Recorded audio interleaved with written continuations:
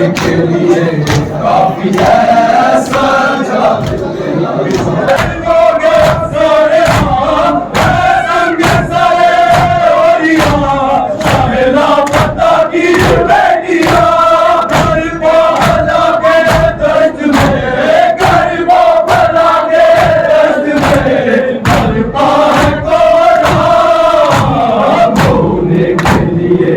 काफी है सजाद तेरा नाम रोने के लिए